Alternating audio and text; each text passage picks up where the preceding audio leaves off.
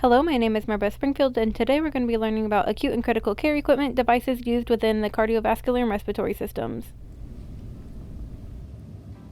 To start out with, we're going to talk about non-invasive cardiovascular devices. We have a pulse oximeter, a blood pressure cuff, a sequential compression device, and cardiac leads. On our patient here, you can see all of those non-invasive cardiac equipment. At the top, we have cardiac leads. Something to keep in mind with the cardiac leads is if they do become dislodged, an alarm will sound, so you're going to need a medical personnel to come put them back in the right place because they are used for monitoring your heart rate and need to have accurate measurements. Next, we have the pulse oximeter.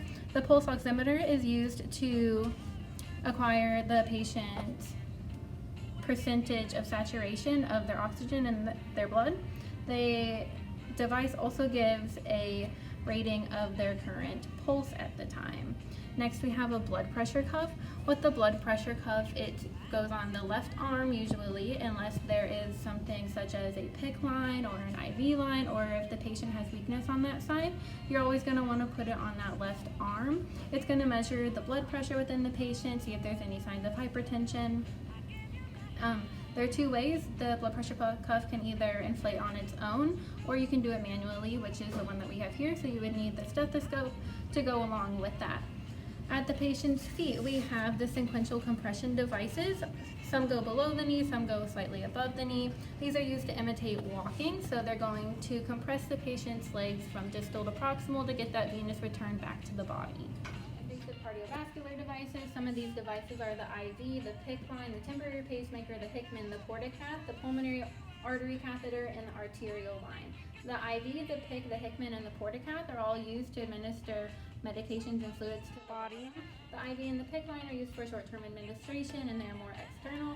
As for the Hickman and the portacath are for long-term administration, and they're inside of the body. The temporary pacemaker is used for regulating the heartbeat, whereas the pulmonary artery catheter is used for monitoring the function of the heart, and the arterial line is used for a more accurate blood pressure measurement. The arterial line, the pulmonary artery catheter, the temporary pacemaker, and the PICC line all have a precaution of if they do come out or dislodge from the body, it can be life-threatening, so you need to contact medical personnel as soon as possible for that. Over here, we have an IV line in the patient, and on top we have an A line. Both of these, remember, you cannot put a blood pressure cuff on the same arm, so in this patient, if either of them are on the right arm, the blood pressure cuff needs to go into the left arm.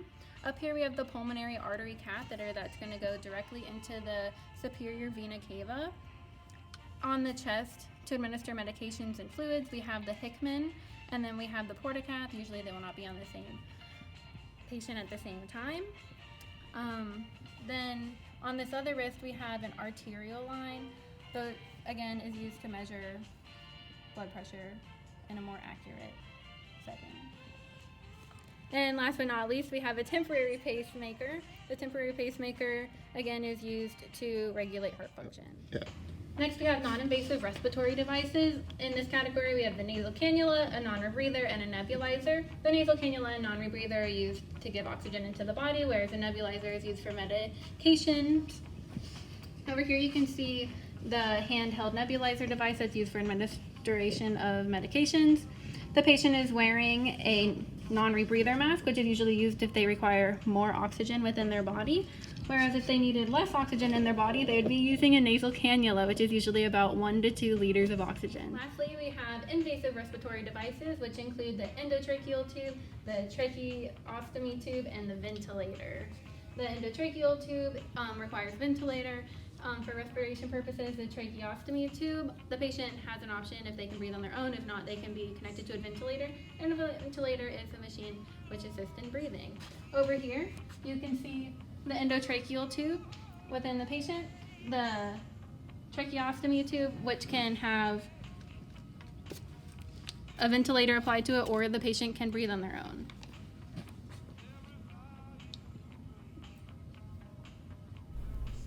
Okay. Thanks for watching.